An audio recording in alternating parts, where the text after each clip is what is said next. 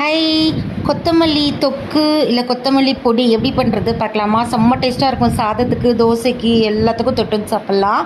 நான் வந்து கொஞ்சமாக எண்ணெய் விட்டுருக்கேன். நல்லெண்ணெயில் தான் நான் வதக்குறேன். ஸோ இப்போ உளுத்தம்பருப்பு, புளி, மிளகா இது மூணுத்தையும் வந்து நல்லா செவக்க வறுத்துக்க போகிறோம். உளுத்தம்பருப்பு நல்லா செவக்க டைம் கொடுத்து ஸ்லோ ஃப்ளேமில் வச்சு நல்லா வறுக்கணும். அப்போ தான் அந்த வாசனை கமன்னு இருக்கும்.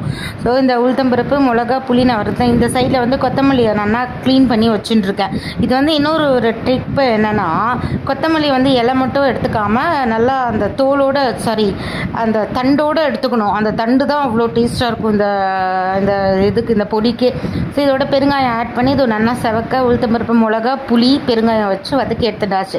இன்னும் கொஞ்சோண்டு எண்ணெய் விட்டுட்டு, எனக்கு வந்து பூண்டோட ஸ்மெல் ஃப்ளேவர் பிடிக்குமா, அதனால ஒரு 4 பூண்டு நான் போட்டுருக்கேன். ஸோ இந்த பூண்டு நல்லா வதக்கின்ட்டு இது கூடவே வந்து கொத்தமல்லியும் போட்டு நல்லா நம்ம வதக்க போகிறோம். அவ்வளோதான். நல்லா தண்டோடு எடுத்துக்கோங்க கொத்தமல்லி. அப்போ அந்த தண்டு தான் செம்ம டேஸ்ட்டாக இருக்கும் நமக்கு அந்த வாயில் கிடைக்கும்போது.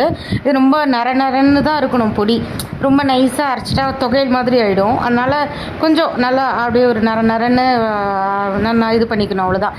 இப்போ நான் நல்லா இந்த எண்ணெயில் எவ்வளோ போட்டால் பாருங்கள், பான்லி ஃபுல்லாக இப்போ எத்தனுண்டா இத்தனை நல்லா வதக்கிண்டாச்சு. இப்போ ஆல்ரெடி நம்ம வச்சுருக்கோம்ல, அதை வந்து ஒரு சுற்றிக்க போகிற மிஷினில் சுற்றின்ட்டு இப்போ வந்து கொஞ்சமாக உப்பு ஆட் பண்ணிட்டேன்.